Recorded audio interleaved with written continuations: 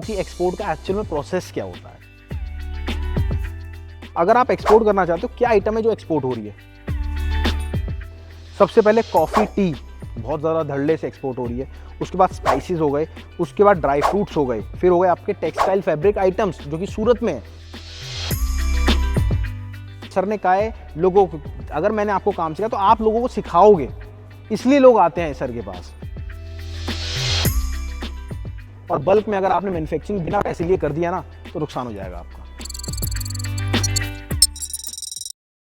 दोस्तों हम खड़े हैं एक वेयर हाउस में जहाँ पे सारी आइटम एक्सपोर्ट होती है। ये आपके सोलर पैनल हैं, ये एक्सपोर्ट होते हैं। कंटेनर आते हैं, पूरा कंटेनर आता है, यहाँ पे माल को डाला जाता है, डालने के बाद उसको पैकेजिंग करी जाती है। एक्सपोर्ट की मैं बात करने वाला हूँ और आज इस वीडियो में सिर्फ एक्सपोर्ट की बात होगी।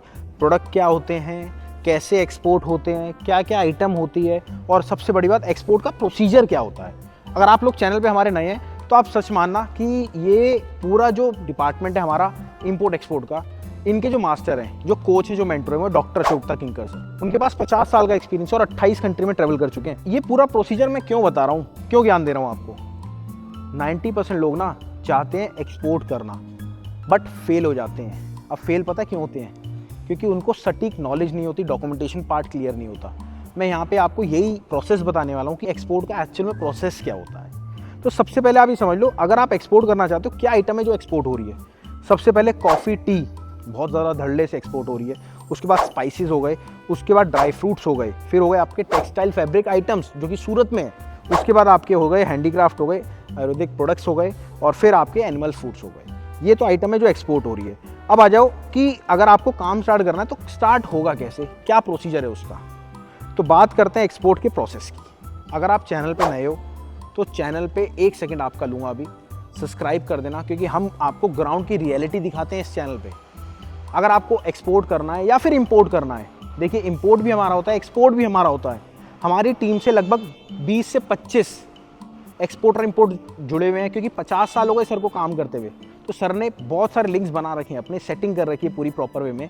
किसी को एक्सपोर्ट सीखना है तो एक्सपोर्ट का मास्टर है, किसी को इंपोर्ट सीखना है तो इंपोर्ट का मास्टर है। और प्रॉपर वे में सर ने कहा है लोगों को, अगर मैंने आपको काम सिखाया तो आप लोगों को सिखाओगे, इसलिए लोग आते हैं सर के पास।